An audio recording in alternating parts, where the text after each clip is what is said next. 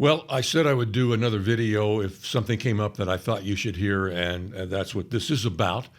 Before I start down that road, because we are going to talk about people with an ear to hear, I want to just mention to you that I did complete what I said I was going to do with the other channel. I thought it was going to be 15 to 20 short videos explaining everything that we've learned on this channel over the last year and a half. I was able to do it in 7. So it's a resource for people who want to know more about what it is that we're presenting here. When I say we, I'm not using the royal we as a channel, what we have learned. Because if you knew the supernaturalness of how this information came down the pike to us, it's amazing. And it's for people who go, okay, I'd like to know more about it. 7 brief videos, the total running time under an hour. If you add the intro to it, tiny bit over an hour. That's for people with ears to hear who want to know more about the times that we live in, because the times that we live in, we're in an emergency. We're in an emergency time. We're in the greatest time in church history since the first Pentecost, since the apostolic age. It's unbelievable. It's unbelievable where we are. Second, I'll leave a link to that channel in case you run across somebody, and that's what we're going to try and do. When you do run across somebody, you can send them to that series of videos. Also want to thank Brad at revelation12daily.blogspot.com for featuring one of my videos on his terrific site. Thank you, Brad, for that. Thank you for being awake. Brad has an ear to hear. Have you ever seen the canine agility competition? My sister used to be involved in that, where they run the dog through an obstacle course, basically, and she would be involved with that. But they took her aside and said, with you running around all this equipment, you're posing a danger to the dogs and the people in the arena. So why don't you just stay home and play fetch with your dog?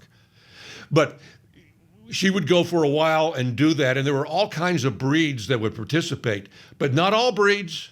No, not all breeds. You'll never see a chow at an agility competition. I know, because I used to have one. There was my boy. That's my boy. Yeah. No, he would not go to an agility competition. He, A, wouldn't understand why he's there, and B, he ain't interested. Hey, buddy, would you squat down on your haunches and crawl through that tube and come out the other end? Nope. Hey, buddy, would you climb the ladder and slide down the plank? Nope. No, he was hard-headed. And a lot of Christians are exactly like that. The difference is he was adorable. It's not adorable when Christians living in this day and age don't get it. And I look at the comments briefly on my sites, and I looked at them on Brad, and it's amazing to me. Some people still going, I'm just not sure that the 6th seal is where the church gets raptured. Well, take your time with that one. My aching back. If there's a no-brainer in the book of Revelation, it's that one. And you can't get it. I'm glad his timing, his coming, isn't based on you getting it, because it wouldn't happen in our lifetime if it were. And a whole bunch of people are going, the 7th seal is open before the 6th seal? That doesn't make any sense to me. Yeah, well, it didn't make any sense to me either a couple of years ago, because we're imposing our Western mindset onto the scroll that Jesus takes. And I kind of now agree with Donna Howell over at Skywatch TV, who made a very persuasive argument that that scroll was probably a kinsman redeemer scroll, and only Jesus was qualified to take it out of the Father's hand. Regardless, it's a document. It's not a 21st century novel where chapter 23 happens after chapter 12. That's not how legal documents are written. Saying, I can't understand how the 7th seal is open before the 6th seal is like saying, so my Second Amendment rights to bear arms, I have to wait for the First Amendment to be fulfilled before my Second Amendment. Do you see how silly that is? Mainly what I'm trying to tell you is, do not go in to the book of Revelation attempting to impose what you already think is true. Let it speak to you. Let it tell you what is going on. The fact that we saw the Revelation 12 sign tells you the seventh seal is open. So anyone who goes, oh, we're raptured before the first seal, and just brushes the entire book of Revelation then off the table. No reason to read it. The seventh seal is open. We saw the Revelation 12 sign. We're responsible for it. It happened on our watch. We are blessed beyond belief to have it. This is quickly becoming my favorite verse in the Bible. To the chows at the church of Sardis, if you will not watch, I will come upon you as a thief, and you will not know what hour I will come upon you. There is so much in that verse. Now, let me ask you something. He's saying if you don't watch, he wants us to watch. Now, if you're watching for the arrival of a person, will just the process of watching for their arrival give you added information? Generally not. World War II comes to an end. Mail is backed up. Telegraph offices are jammed. Information isn't getting through. The woman knows that her husband's coming home from Europe. She doesn't know when, so she goes down every day to the train station. There's one train every afternoon, and some troops get off of it, and she's there every day. And she does that faithfully. Good for her. Every day she's there waiting for him. Is she picking up information? No, not unless something comes her way. If an officer there at the local fort walks over and says, I see you here every day. Where was your husband stationed? In Italy? Okay, from what I understand, they're scheduled to start coming home the first of next month. Now she has information. So look at what Jesus is saying here. He's saying, what he is essentially saying is, if you watch, you will get some information that will lead you to understand the hour, the season of my coming. You will know when it's time, but you're going to have to watch because it's going to fly under the radar. It's not going to be on the front page of every newspaper. It's not going to be the lead story on the nightly news. You're going to have to watch and discern. And that's exactly how the Revelation 12 sign came. It only came to those who were watching. Mainstream church said, not interested.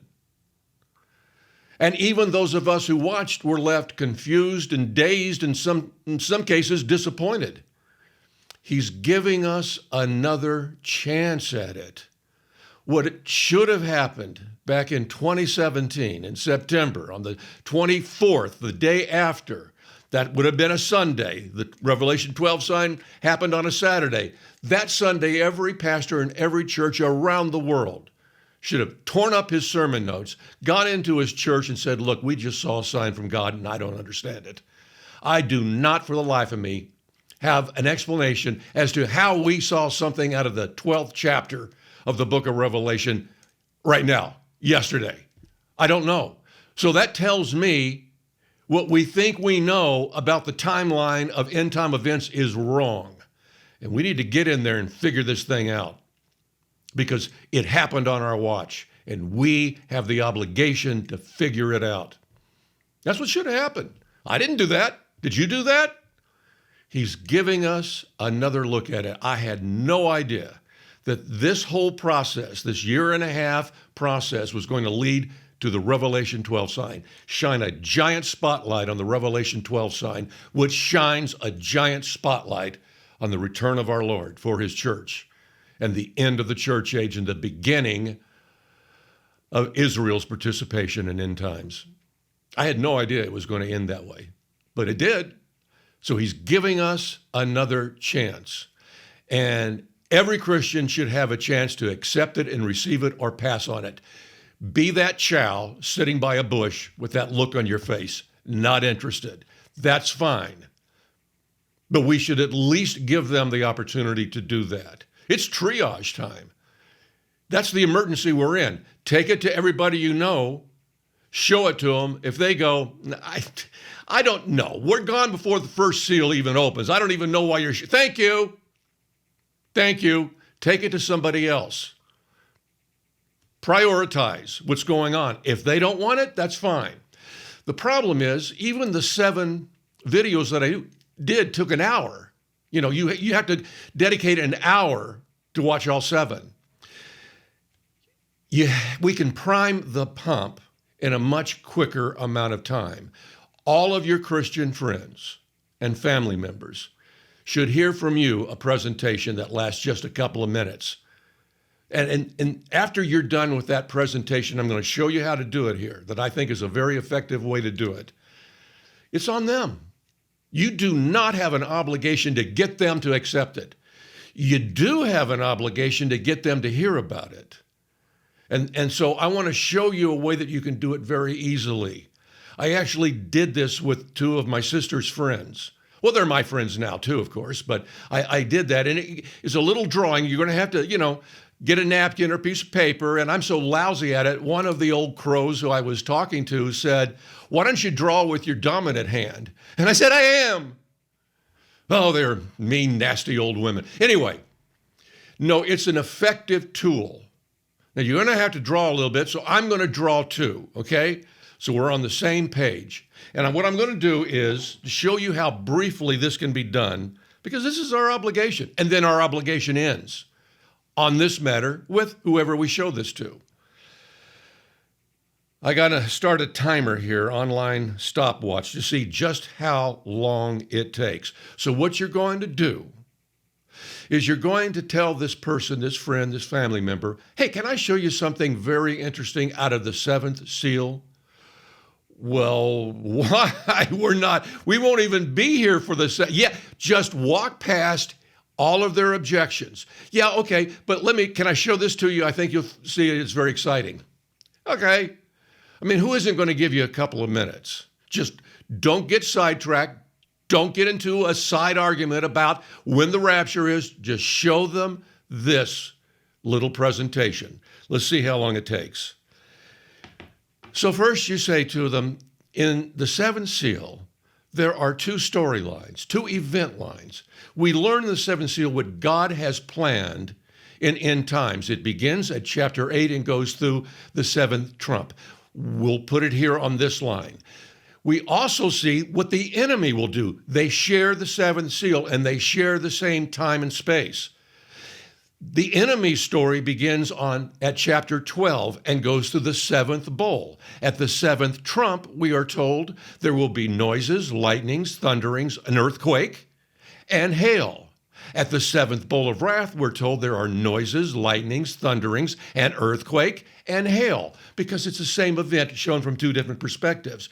But what we want to focus on today, the very beginning of that line, the first 2 events on both of those lines. So let's just focus in on that. Turn the napkin over and draw 2 more lines.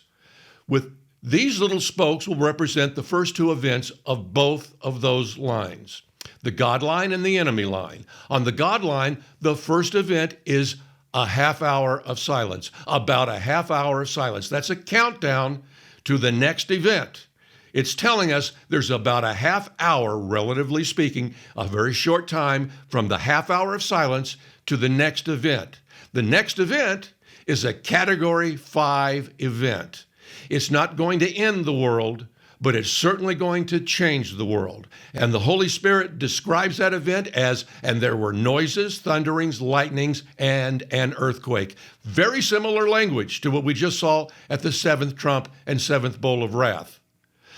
To make it even more impactful, the corresponding event to that on the enemy's line is war in heaven. At the same time that event is going to take place, there is war in heaven with Satan and his angels being thrown out of heaven and cast to earth. It's a huge moment. Our problem is, how do we know when the half hour of silence begins? Well, because the corresponding event to that is the Revelation 12 sign, which we saw in September of 2017. That ends the presentation. That's it. Because if they have an ear to hear, they're either going to say, the Revelation 12 sign already happened? Is that what you're saying? If they knew about the Revelation 12 sign, they're going to say, so you're saying that's why we saw the Revelation 12 sign in preparation to this event? What more can you tell me about this event?